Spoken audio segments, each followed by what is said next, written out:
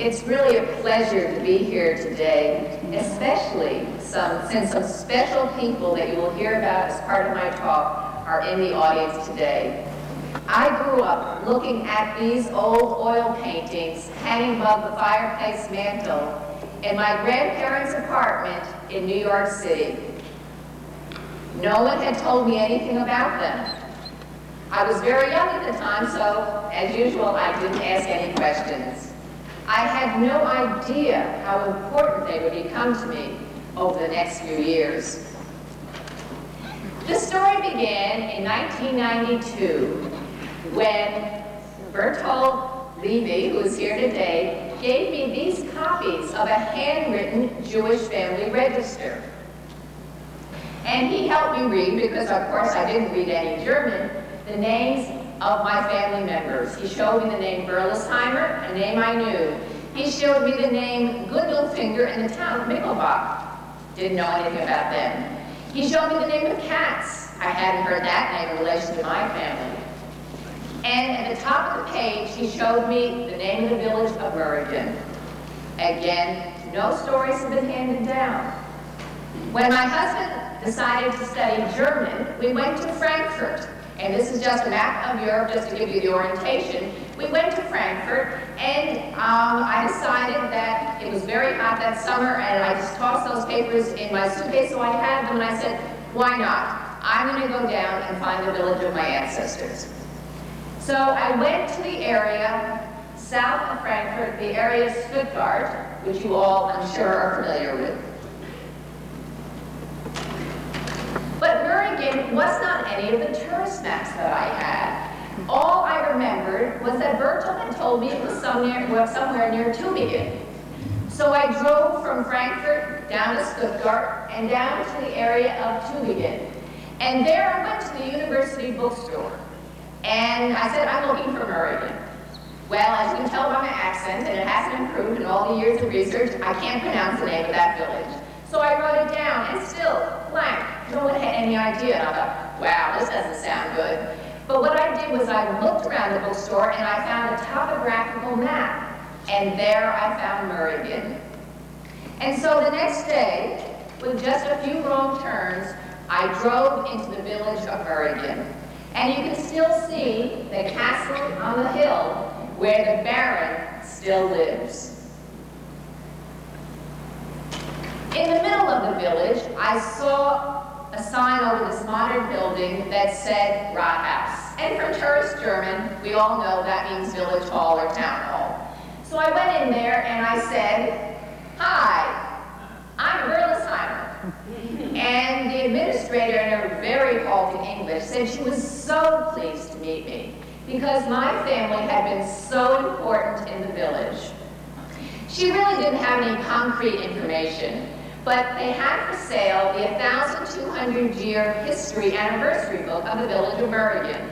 So I bought that. And I bought some beer mugs that also said 1,200 years anniversary. And when I looked in that book, as all these books have, one special chapter about the history of the Jews. And there I found the names that I recognized. I also asked the administrator how to get to the Jewish cemetery. And she explained it to me and gave me the key to the gate. But it was a signpost, so I went up and down the main street, and finally I got up the nerve to go along a dirt path into a wooded area, and a very tranquil and quiet cemetery along a hillside. But there are so many trees with huge leaves that it's really just a beautiful, beautiful place. And everybody who has gone there has found it magnificent. And it was very hot that summer. I had on sandals and a skirt, and the little you can see here are the high grass and brambles. But when I started to walk, I realized that there were also holes and rocks and loose areas, and it's slippery because it was so muddy. But I knew I couldn't leave without seeing at least one of my ancestors' headstones. I started walking down some rickety steps, and on the side, I saw this little set of graves, and many of them had the name Berlesheimer. But when I looked closer, I could see that the dates of birth and death were very close together, and I realized that this was a special children's section. With the help of the elderly non-Jewish caretaker, I was able to find a few of the Berlesheimer graves. This one has very shallow Joseph David Berlesheimer over the lintel. And this one is even harder to see. It has David Berlesheimer. But you can see you almost had to feel that name. This was the beginning of my emotional obsession with my family. Back in the village, I saw a memorial plaque that was placed where the former synagogue had been located in front of the village hall. But luckily, some old engravings like this 1830 engraving showed its simple elegance. And also some old photographs existed as well. You can see the synagogue right here across from the Catholic Church.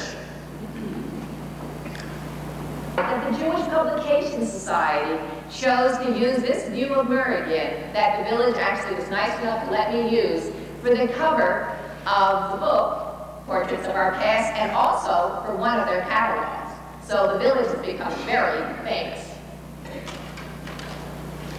As I walked through the village, I realized that I might be able to find the place where my ancestors had lived. And this old 1780 view shows the house that Moses Katz, my ancestor, had bought in 1796. The village really wasn't what I expected because although I had traveled very occasionally from Germany, I still expected to see very dark, narrow streets. But of course what I found was a typical German village with window boxes overflowing with flowers. And then I realized that this house was still standing. This is the house that Moses Katz bought in 1796. It looks very much the same. And it was next to the former Jewish elementary school where the teacher and the rabbi also had their apartments. And still in the basement, you can see the remnants of the mikveh, the Jewish ritual bath, because an underground spring still feeds it.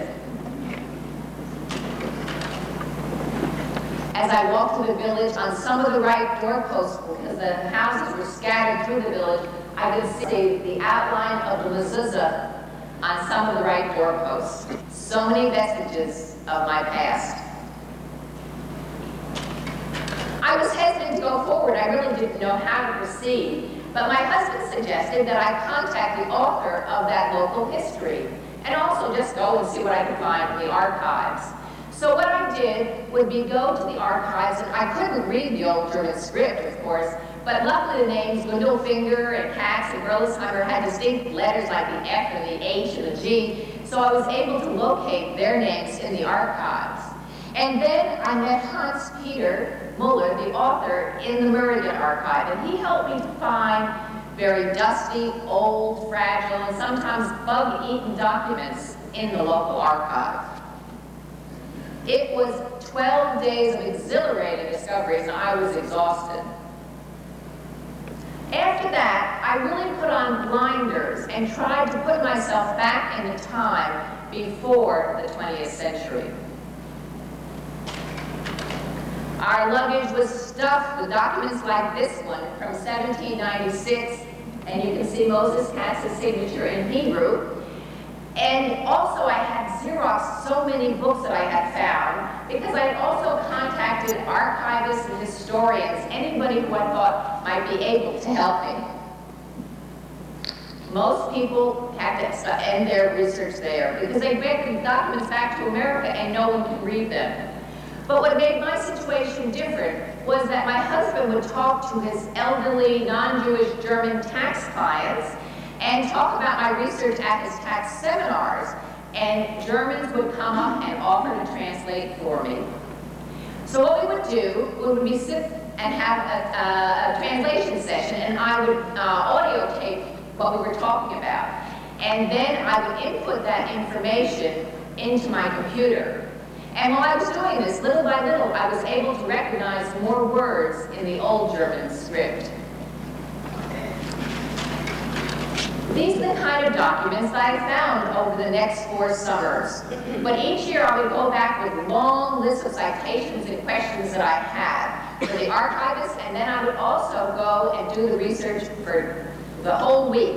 And it was really exhilarating, and I loved it. But what I realized was that you can find an incredible amount of information. People think that there's nothing available, but there's an incredible amount of information available. I found over 2,600 documents just about my families and the villages and the area that I was researching. I also used the very excellent resources of the Stuttgart State Library and our own interlibrary loan system, which borrowed books for me from all the universities around the country.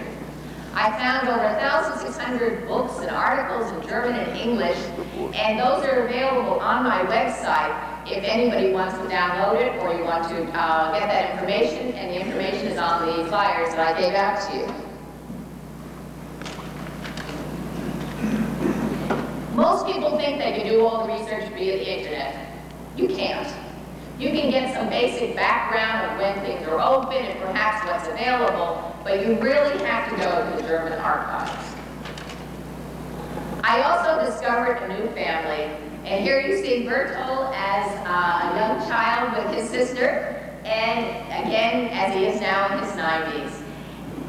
And also I found other cousins, because I looked up everybody I could find from the Gundelfinger. We have Henry Landauer here from the Gundelfinger family, and the Katz family, and it really was a wonderful experience because I was able to interview in person or by telephone over 20 people who had to leave Germany in the 1930s. But of course these people really didn't know about the time of their great-grandparents or really the history of the times, because frankly, who cares? You're living in the present. But what they were able to share with me was what their life was like living in the German countryside up to the 1920s. And they also were a bastion of inspiration and support and my biggest cheerleaders, and I certainly thank them.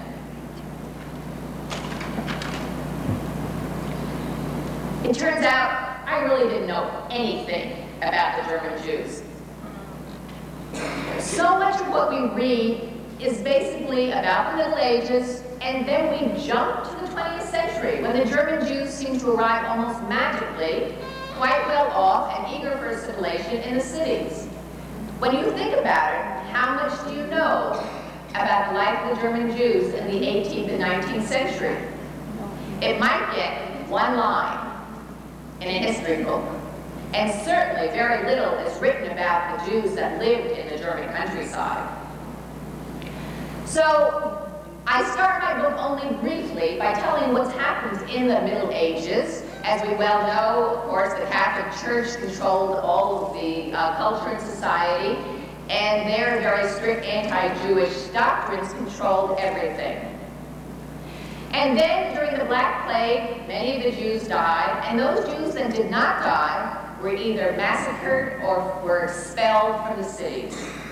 But what the Jews did was to settle in the places that were just outside those cities so they could continue to serve their customers that they had been dealing with for centuries.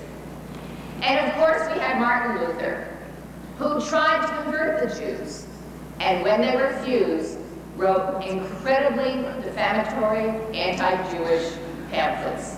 This one was entitled, "And the Jews and Their Lives." Most of the time, people think of the Jews living in the cities, and really people don't know that up to the 1870s, over 90% of the Jews lived in the countryside because they were not allowed to live in the cities. And so the story of my family tells the story of this very, very large group, the 90% who lived in the German countryside. And the story I found was very complex and fascinating because the Jews were changed and they changed themselves. The story in Mergen is typical. Here we see Baron von Munch, who owned this small feudal estate.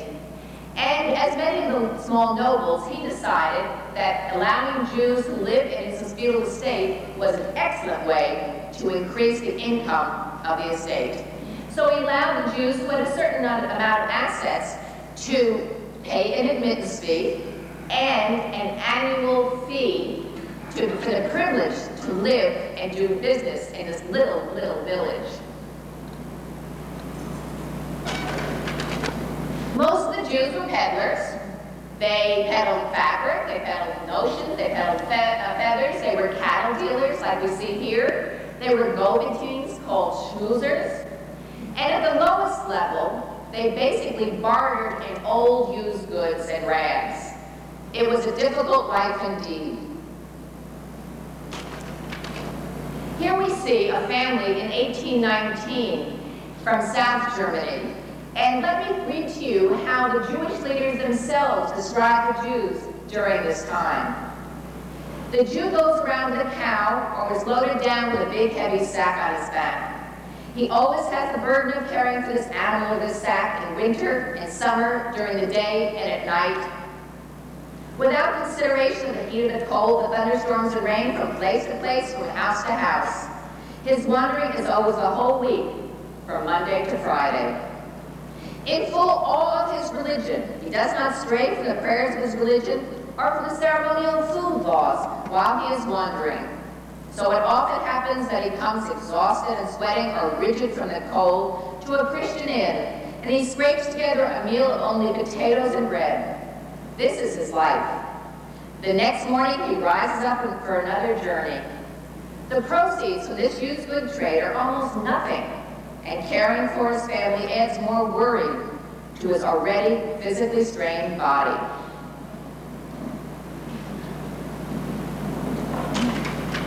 I don't know if any of you are familiar with the term Jewish body toll, but this was another restriction placed on the Jews. When anybody crossed a customs border, they were charged the goods they were carrying, whether they be Christian or Jew. But the Jews were charged a special Jewish body toll. And this, of course, was very degrading. It was ostensibly protection-free, but everybody knew it wasn't. And in customs classifications, we read things like this: honey, hops, wood, Jews, chalk, cheese, charcoal. And these are receipts from Rothweil and Michelbach. Even when a funeral party crossed customs lines, everybody was charged the body toll, including the corpse. But this body toll was rescinded, abolished in the early decades of the 19th century when some of the ideas and the ideals of the Enlightenment were coming to pass. But the Jews did travel, of course, they had to. That was their job, their business. And they would go to markets throughout the area and even as far afield as Frankfurt and Leipzig. And they would carry these little travel calendars and almanacs. This one measures only 3 inches by 4.5 inches. And of course had all the information about the Jewish holidays and what was happening during the week, but also had the dates of the Christian holidays when the Jews could not do trade and all the markets. These were written in either Hebrew or German, written with Hebrew characters. Up to the 1820s, of course, it's not surprising that most of the men and all the Jewish women were illiterate. And here you can see some documents from my Gundelfinger ancestors where they signed in very shaky Hebrew or even just marks. And this receipt shows how they used a mixture of German and the German written with Hebrew characters. And this receipt is from 1854, so it's quite not that old. Especially in the South, all the Germans, everybody spoke very distinct dialects that nobody else can understand. But the Jews would add their Hebrew expressions to these dialects. And this book, this dictionary, was published for the Christians because it was basically a dictionary of the jargon that the Jews were speaking. And this jargon was called Yiddish German, and is very different than the Yiddish that was spoken in Eastern Europe. But memoirs tell about the Christians pretending not to understand what the Jewish traders were saying, and then getting a better deal. When I started this research, and anybody doing research really has no idea which direction their research is going to take them. And this happened in my experience as well. One day, Hans Peter and I were sitting outside the Adler Inn, and he translated a comment in a document that really was not very important. It was a fire insurance register. But here in this column, he wrote that Joseph David Gerolzheimer took over the house owned by Moses Katz, who was living in Rotweil. Well, of course, the name Moses Katz I recognized. He was my great-great-great-grandfather. But neither of us knew that he had even done any business in Rotweil. So what I did, I drove a half an hour south from Oregon to the town of Rotweil. And there, the archivist was just ecstatic to meet me because he had been researching the family of Moses Katz for decades. And he told me how important Moses Katz had been to the town. Let me explain, and here you see Rotweil in the 1850s. The Jews were not allowed to live in Rotweil in the 18th century. So Moses would have traveled over 8 hours every Sunday night to get to the area to do trade. And he rose from peddler to trader to military purveyor and even moneylender to the town. And in 1799, Napoleon's army threatened to ransack the town if they didn't receive a cash payment. And they turned to Moses Katz. They said, please buy our silver and gilt silver because we are under a dire restraint here. They only had a few days to do it. So Moses took the risk because in times of war, there was no guarantee that he would have been able to sell the goods. And so he bought all the silver and the gilt silver within just a short period of time. And from then on, in all the documents, the government officials would always say, Moses Katz saved the town. And that story is what the German publishers chose for the title of the book, which was published, translated from my English in 1999, and the title is When Moses Katz Saved His Town from Napoleon. Over the years, I spent a lot of time researching Moses Katz because I realized from the beginning that the experiences of the Jews as a small minority in the towns must have been very different from those Jews who lived in villages like Murrigan and Michelbach, where there were quite a majority or almost a very large group. And Moses continued to prosper. He bought these very large houses just down the street from the village hall and had his store there. And in the third floor, the very small Jewish community that at the most numbered 24 worshipped for decades. The family continued to live in this house for generations. When I started to do my research, I didn't know anything, but what I found most astounding is that my ancestors were so involved in the history. Why didn't anybody know this? So as I went along, I realized I had to broaden out. It wasn't just a genealogy story by any means. At that point, I had to enlarge it to what was happening to the Jews in Germany in the 18th and 19th century. And here we have, again, the portrait of Joseph David Gerolzheimer, my great-great-great-grandfather. And just like everybody else, he started off like a peddler. He was born in 1761, and he peddled fabric all his life in the Black Forest region. But he married Gustel Katz, Moses' daughter, who was the woman in the other family portrait. But he rose. He became the largest trade taxpayer, Christian or Jew, in the village. And not surprisingly, at that time, he was elected president, Parnas, of the community. And in the 1820s, when the Jews had to take on surnames, Joseph David was in charge of that very important process. And then I also found that Moses Katz fought for the Jews to have the right to buy a house in the town. And then Moses Katz fought for the Jews to have a right to buy land. And as you can well imagine, when this was approved, it changed the lives of the Jews because finally they were able to own land. But as things happen, life gets tough.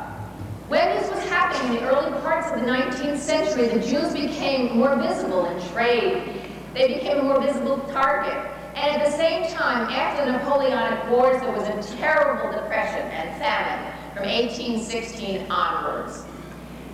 The Jews Many think they were large money lenders. They really weren't. But at the small level, they were seen as an economic threat. And so what would happen is that, as happens in these bad economic times, the Christians turned against the Jews. And this is an engraving from the Hep Hep riots in Frankfurt. But I also found many documents that showed what happened on a much lesser level, but did happen during this time to the Jews in the countryside. And at the same time, there was a quite well-known writer who wrote some very, very horrible things. He wrote, "I hold that the killing of a Jew is neither a sin nor a crime, but only a police offense. So that the Jews will not reproduce, the men should be emasculated, and their wives and daughters should be lodged in houses of shame." I was surprised to find, though, that it was the central government that came to the protection of the Jews. They sent in the army. They quelled the riots. Now, we could say, why did they do this? Well, they don't hide it. They did this because they didn't want the mobs to turn against the government itself. But nevertheless, they did come to the protection of the Jews. And then just a decade later, in the Parliament of the Southern Kingdom of Württemberg, they took on the discussion of the civil rights of Jews. And again, the townspeople and the town's government sent petitions, and they wrote, "The Jews are corrupt, cheat, and are very immoral. Their dirtiness and cheating lead to the result that no cheating is too dishonorable, nor is any crime too bad. The situation is more dangerous because no people in the world stick together more closely than they do." These parliamentary debates were so heated that they took over 500 pages of the parliamentary volumes. And so how did the conditions of the Jews improve? Well, I found that they were changed and changed themselves, and they were proactive. It turns out that Joseph David Berlesheimer and his son David were members of the Jewish committees that sent petitions to the government asking for the improvement of their civil rights. And they wrote things like, "If the government were so wise as to grant them this wish, it would raise the status of the Israelites, enhance their incentives to educate themselves, and deepen their loyalty to the fatherland." And the central government, as seen by King Wilhelm here, really worked to improve the civil rights of the Jews because they realized that they wanted to control all the minorities, like the nobles and the guilds and the Jews. And in the 1828 legislation, the Jewish young men were finally able to enter the guild system, and they could enter the apprenticeship system. And so what they did was train in many of the trades. But those trades were already filled, and there was no place for those young men to find work. What was the solution at this time? America. And so, like many of the other Christians, they decided to go to America. Now, most people find that they read in the books that the Jews left Germany because of intolerable anti-Semitism, with disillusionment with the ideals of the Revolution of 1848, or even to avoid the military draft. But you know, that's not what I found. I didn't find it with my family. I didn't find it with statistics of that time. It was really economic circumstances. And that is what happened in my family as well. I didn't know the story about how my great-grandfather had come to America when he was just 12 years old. But I found the answer in the Murrigan archives. His father had started a small shop and a small weaving factory in his house in the village. But then in 1849, David Berlesheimer died. He left his second wife, Mina Gundelfinger, who had come from Michelbach, with several children. The older children were his first marriage, and Mina tried to keep that weaving business afloat. But again, it was a terrible time of depression, as we well know, and also the textile industry just collapsed. So what happened? They went bankrupt. And here in these advertisements from the local newspaper, we see the court-ordered auctions. They had to sell all their goods, including the house that Moses Katz had bought in 1796.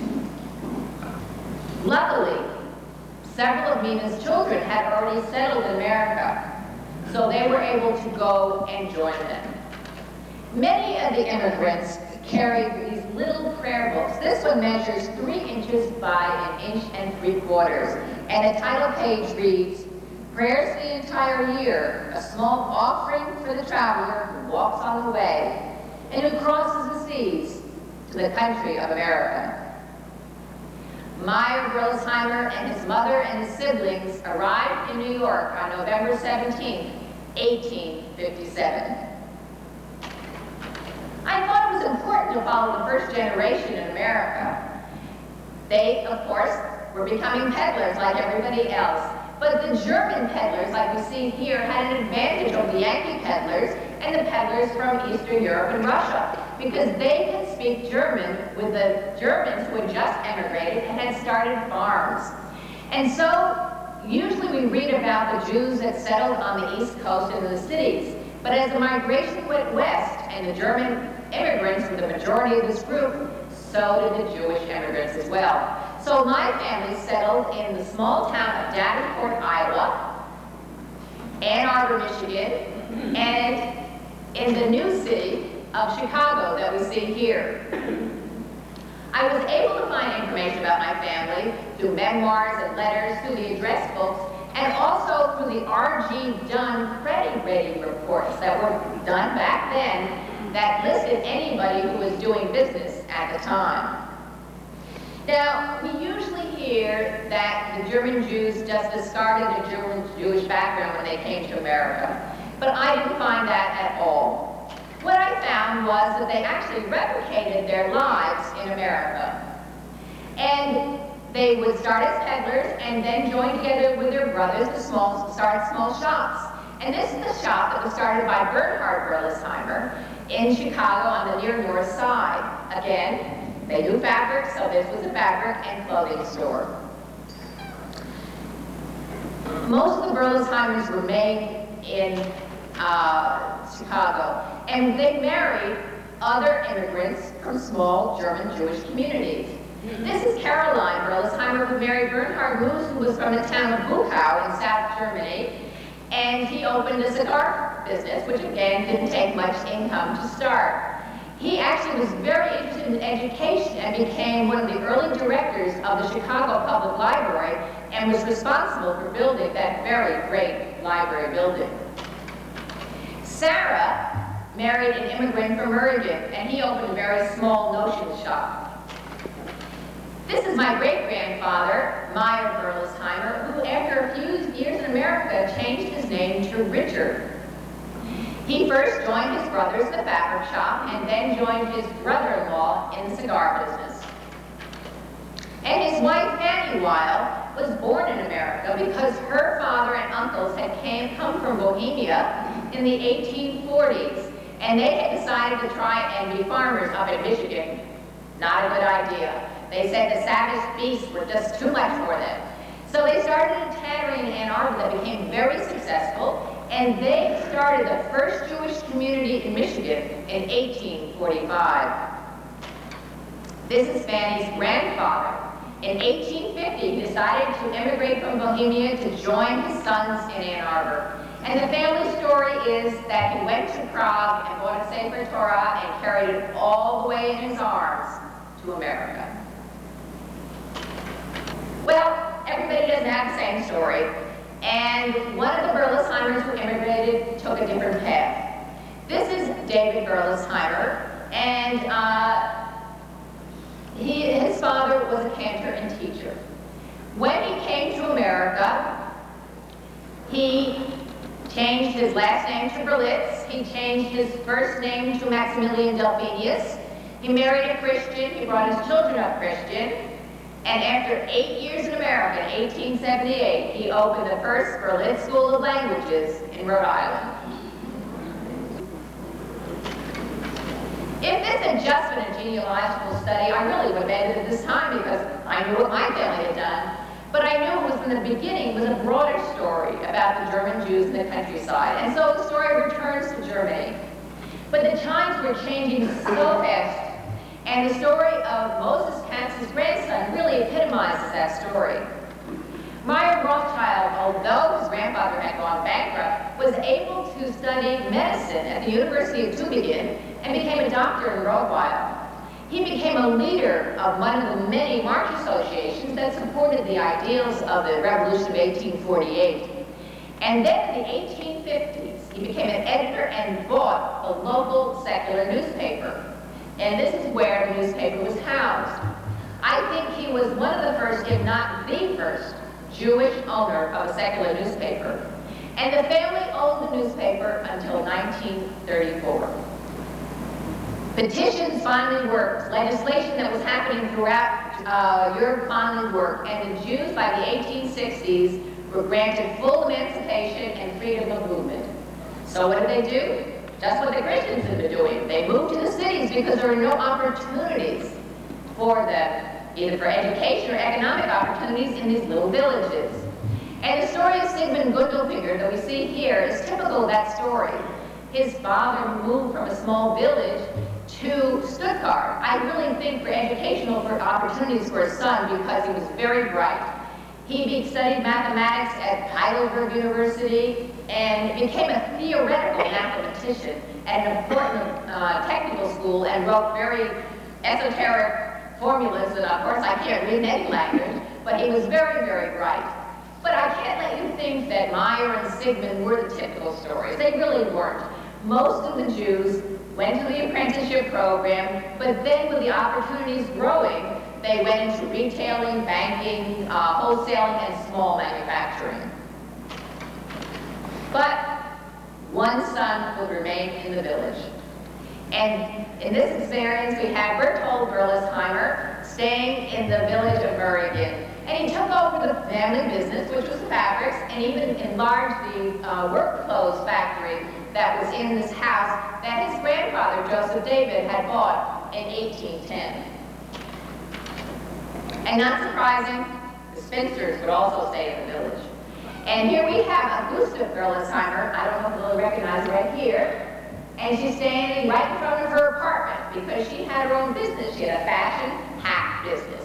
And the occasion of these photographs in 1912 and 1932 was the visit of Caroline Berlesheimer's grandchild, who you see with a little white bonnet, and also here with all the village children.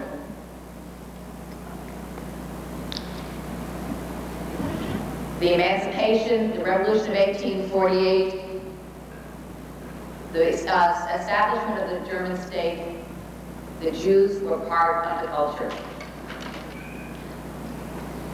And then came the Franco-Prussian War, where over 7,000 Jews fought for their country. Over 400 died for their country, and over 300 were given the Iron Cross.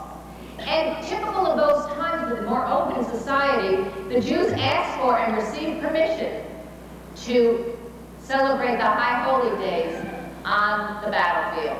A young man described it in the newspaper at the time. He said, "Not one of us ever prayed with such ardent devotion in the most magnificent temple back home as in this small, humble room with its broken down door, knocked out windows, and walls riddled by shells. From time to time, a short distance from us, our cannon thundered towards Metz, and we felt the impermanence of our existence and the need to reconcile ourselves with our God, since soon it might be too late. For many of us, for whom the meaning of Yom Kippur until this moment had been inwardly quite strange, it now had become unforgettably clear in the deepest depths of our hearts and in a way never before suspected. In 1875, the Jews felt secure in the united fatherland." One of the many misconceptions I had was that the German Jews were not traditionally religious. But I found in documents and memoirs this was not the case. They actually had a very important Jewish religious life, and their life was centered around their families and their Jewish community. It's important for me to tell you that in 1735, the synagogue was listed on this old engraving, and it's located right at the bend of the road. It's important because even at that date, the synagogue was part of the community. It had just been built in 1728.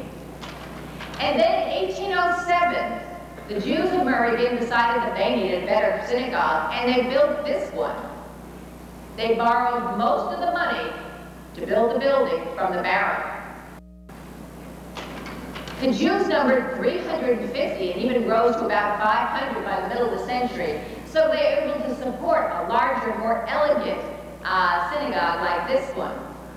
But then we have the village of Michelbach on the Luque, which is near Crailsheim. And there the community, although it was quite large, was very poor. And they had this synagogue that was built in 1756. And a special feature is a special Torah niche that's on the eastern wall. And you can see it in this new restoration. And it is said that this synagogue is the oldest synagogue still in existence in South Germany.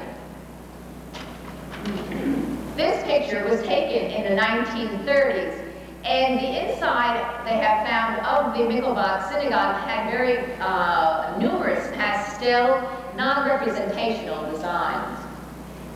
But there were even smaller, more rustic, poorer communities. And this is a synagogue in the village where the founder of the Berlin School's father was a cantor and a teacher in Massenbachhausen.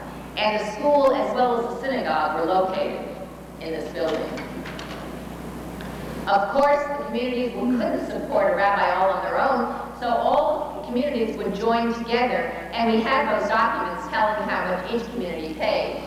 This is Rabbi Nathaniel Weil, who served in Murrigan, coming from Prague, an important yeshiva in Prague, in the 1740-1750, and then he was called to the much more important community of Karlsruhe in the Duchy of Baden.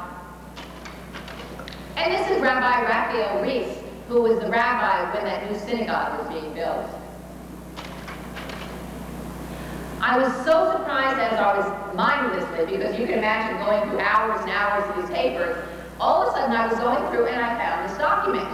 Well, it's written in a language that I couldn't read, but I knew it must be important. And it turned out to be contracts that the rabbis had signed with the communities. But these were so detailed that they gave a seldom seen glimpse of how Jewish life was, what the rabbi's responsibilities were, what the people paid for each thing that was done. We also have these documents for the cantors and even for the teachers, some of them. And this one was written in some parts in German, some parts in Hebrew, and some parts German written with the Hebrew characters.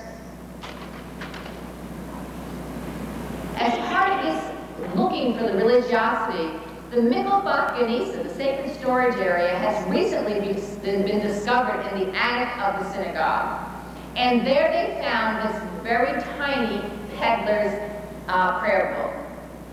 I like to think that maybe one of my little finger ancestors carried it in his peddler's pack. It measures only 3 inches by 4 inches. And then in one of those twists of fate, through the Jewish Family Finder on the internet, a Swiss man contacted our family because he had found, after 70 years up in some bookcase in Switzerland, this Haggadah that was Joseph Rothschild, 1818. So he contacted our family. And he didn't know anything about his family, that side of his family, so we shared all our information with him. And then he gave this Haggadah, filled with its wine stains and bits of parsley and matzah, to the descendants of the Rothschild family who were living in Israel.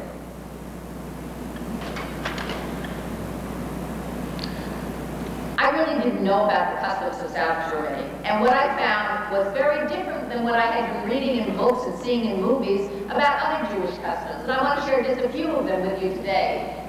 This is a very early 19th century engraving of the Jews preparing for the Sabbath. And as part of those preparations, of course, the housewife would provide the Sabbath loaf. And of course, we call it challah. But in South Germany, it's called Birches, from the Hebrew proverb, God's blessing enriches. And then there was also a special custom called Holy Creche for the girls' baby naming. And what would happen would be that the Jewish parents would invite all the Jewish children to their house, and they would place the baby in her cradle. And then they would raise the cradle up and shout as loud as they could, "What will be her name?" and shout out her name. They did this 3 times, and then the teacher would recite special prayers. And after that, they would all take home these special sweets to share with their family. Another special custom for these South German lands was the Wimpel. This was a part of actually the whole life of a Jewish boy. What would happen was after the circumcision, the cough would be saved. And at the age of 3, the mother would either embroider or paint the baby's name, his date of birth, these symbols, and this expression. May the Lord raise him up to the study of Torah, the wedding canopy, and good deeds. And then when the little boy turned 3 years old, his father would take him to the synagogue for the first time, and they would present this Torah binder called a Wimpel to the congregation. One last custom that was also different. The wedding ceremony would take place in the courtyard of the synagogue.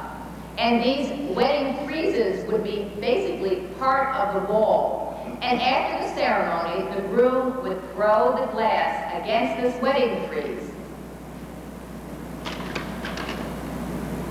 These pictures of Purim actually symbolize the life of the German Jews in the countryside.